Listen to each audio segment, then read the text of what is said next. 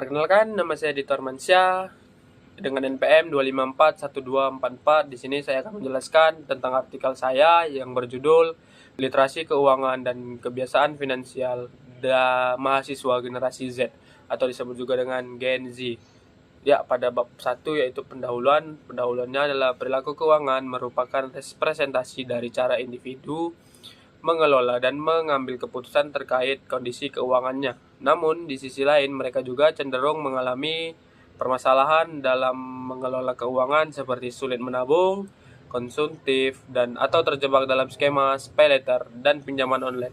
Secara umum, rendahnya literasi keuangan menjadi salah satu penyebab utama lemahnya kontrol finansial di kalangan mahasiswa generasi Z. Yang kedua, pembahasan. Generasi muda, khususnya generasi Z, yang lahir di antara 1997 hingga 2012, perilaku keuangan menjadi topik penting untuk diteliti mengingat mereka tumbuh di tengah kemajuan teknologi digital dan arus informasi yang sangat cepat.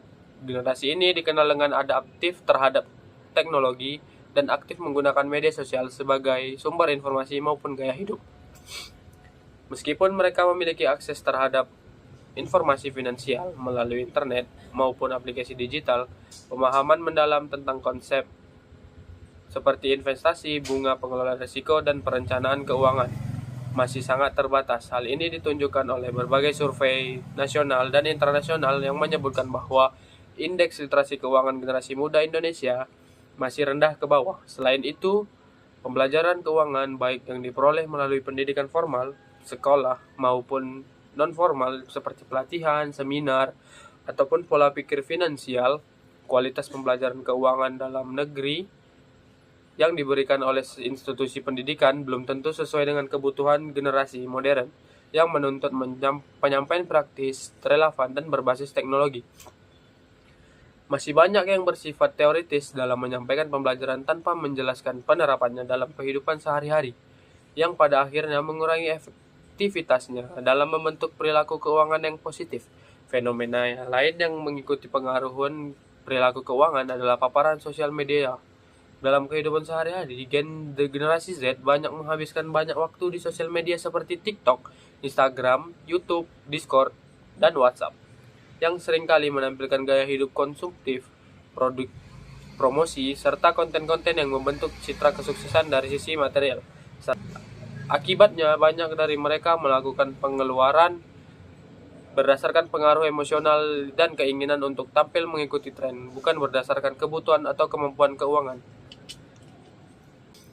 Terus, gaya hidup menggambarkan pola perilaku yang menjadi pembeda antar individu dalam aktivitas sehari-hari, menambahkan bahwa gaya hidup dapat tercermin dalam kegiatan minat dan opini seseorang yang menunjukkan bagaimana ia mengalokasikan waktu, menggunakan uang, serta yang menjadi ketertarikan dalam konteks modern. Gaya hidup atau lifestyle keuangan, setiap orang memiliki corak gaya hidup yang berbeda, sehingga perbedaan tersebut menjadi penanda unik antar individu. Namun, tidak jarang gaya hidup konsumtif muncul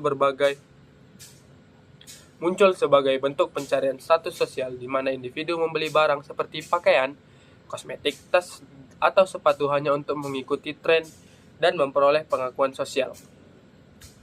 Pengelolaan risiko. Pengelolaan risiko adalah proses yang kompleks dan terstruktur dan dirancang untuk mengidentifikasi, menilai, mengurangi, dan mengelola risiko yang mungkin mempengaruhi kesuksesan sebuah organisasi, proyek, atau aktivitas. Pengelolaan risiko adalah bagian penting dari manajemen yang efektif dan merupakan praktek kritis dalam menjaga stabilitas pertumbuhan bisnis.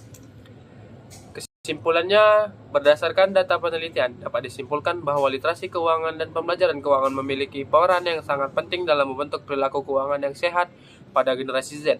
Pemahaman terhadap aspek-aspek utama seperti perancangan keuangan, investasi, pengelolaan risiko, tabungan, dan pinjaman terbukti membantu individu dalam mengelola keuangan secara lebih terarah, rasional, dan bertanggung jawab. Dukungan teknologi juga memperkuat penerapan literasi keuangan, terutama melalui penggunaan aplikasi tercatat keuangan yang memudahkan terkontrol dan evaluasi kondisi finansial secara berkala.